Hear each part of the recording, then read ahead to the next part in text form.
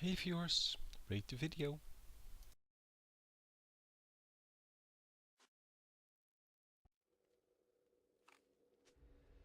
Hey viewers, welcome to another game of the Casual Pro Gamer. Again, playing with Heimerdinger, this time on a 5v5, and we're going to have some fun. So we have, I think, a pretty decent team. I don't actually remember. So we have a Mumu, which is an excellent tank. Then Vladimir, who's kinda tanky, and well, he and me, we're the two, what are they called? Mages. So we're the ones doing the magic damage. And then we have Xin Zhao, and I forgot the last one. To to do some physical damage. So all in all, pretty well-rounded team. We could have done with by trading one of the physicals to be a support character, so like Soraka or Sona or something like that. But well, it's okay.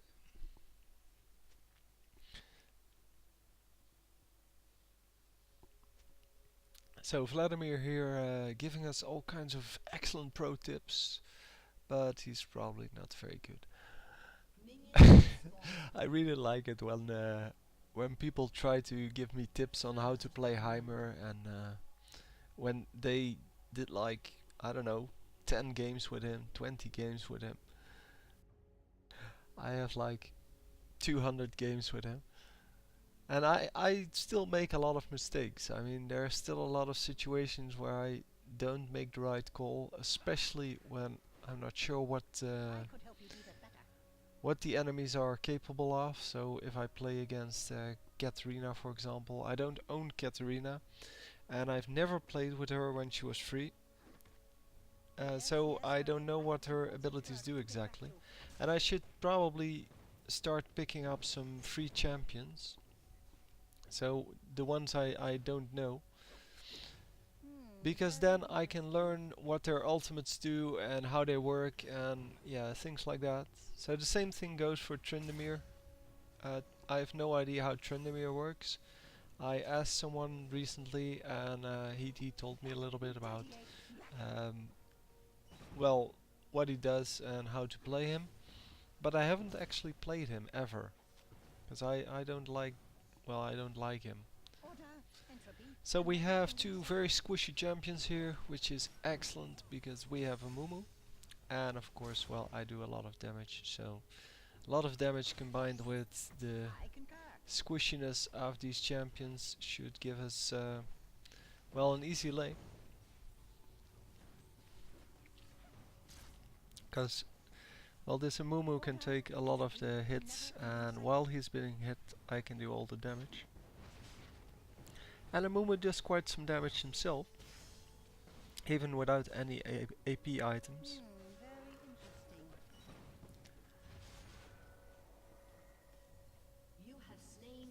So, yeah, that's not very smart by Lux coming in like that against two people, not knowing whether they have heal and things like that. So unfortunately we lose a Mumu here, but I pick up 2 kills, so it's worth it. He probably should have just left the second kill, that way it would have been 1 versus 0 in the kills, and now it's 2 versus 1.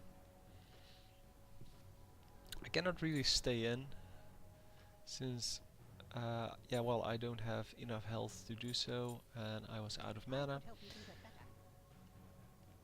But I'm picking up some early game items here. So the Tear of the Goddess, which I normally skip, because I normally have enough mana anyway. So I don't need to get more.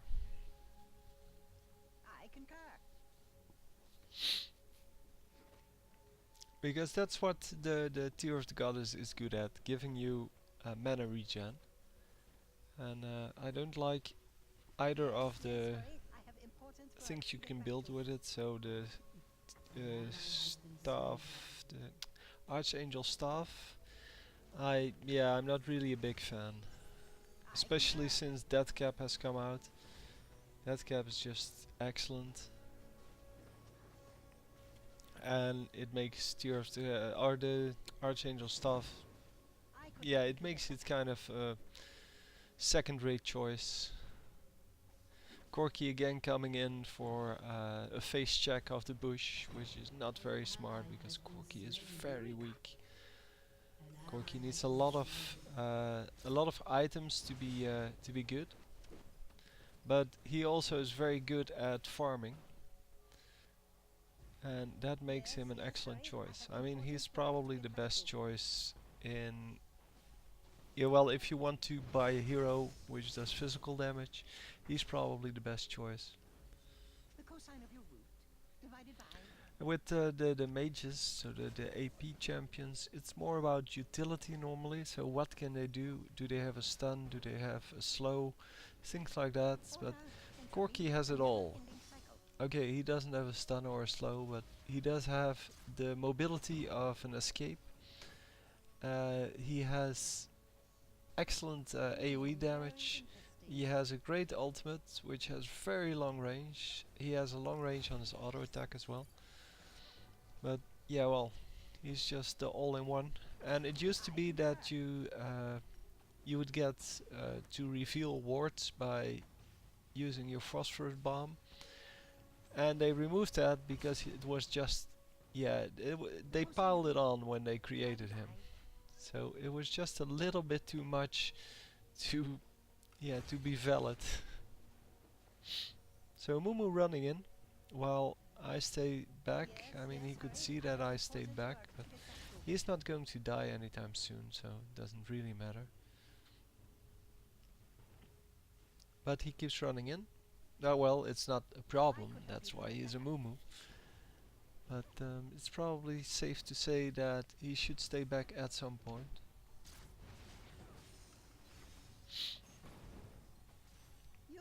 Excellent bandage sauce there. The enemies aren't really moving around enough. You should try to always move around if you're laning against the skill shot champions. For some reason I cannot remember the words, but yeah, if you're laning against someone with skill shots, you need to keep moving, otherwise this happens, and you make it too easy to land their skill shots. Of course, I don't do it exactly at the moment that I pointed out that you should do it, but yeah, well. I try to keep moving. It's just that every now and then I forget that I was actually supposed to be moving. You always want to be behind your minions against skill shots as well, because most skill shots are blocked by the minions.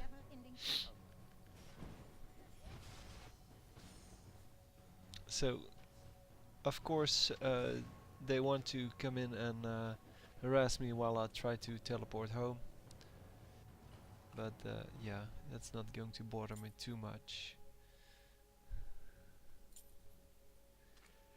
So getting the magic penetration boots, and this is on the European server, so I do have magic penetration runes as well, meaning that now I do true damage to these guys,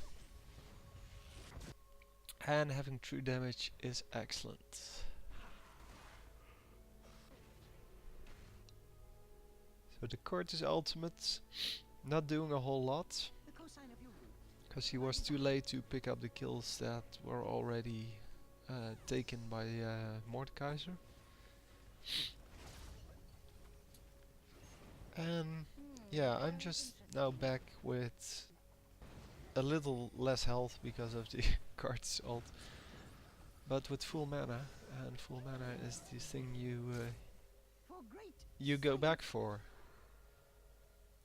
Yeah, this Corki makes it really too easy. Even if he had gotten the kill there, it wouldn't have been worth it. Because now they are both out of the lane, and that's not good, because we are going to get the experience, but they are not.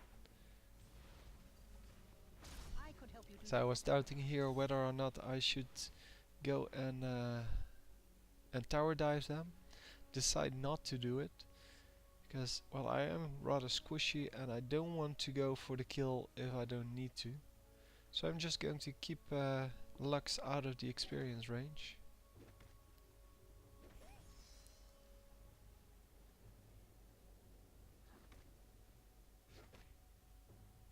Lux, yeah, well, she's not really capable of coming back here until what's his name has come back.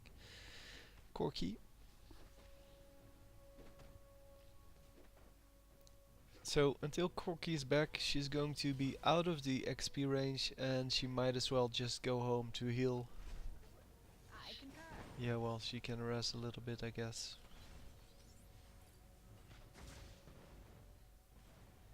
And there's Corky. But Corky really is too squishy to do anything, so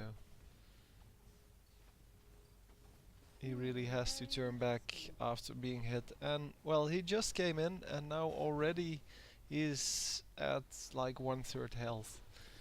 And that's, yeah, well, if you play a Yes, yes, squishy sir. hero I like have that, big learn work to to get play back to. him. Because this is just stupid. You cannot do this. Why is my turret not firing at him? But yeah, well. The cosine of your root divided by.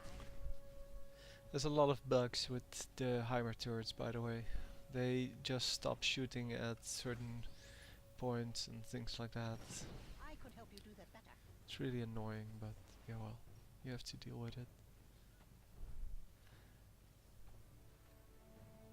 And as you can see, I'm way more Order powerful and complete a never-ending cycle. than both of the opponents. That's mainly because Amumu has been doing a great job of harassing and of keeping them on their toes, Yes, so that yes, they sir. couldn't I have actually farm. important work to get back to. And unfarmed, Corky really isn't very good. And Lux, well, Lux does some damage, but it's not enough to make up for the fact that she's squishy. She has no defensive items yet, she has no health, and she has no damage. Very interesting.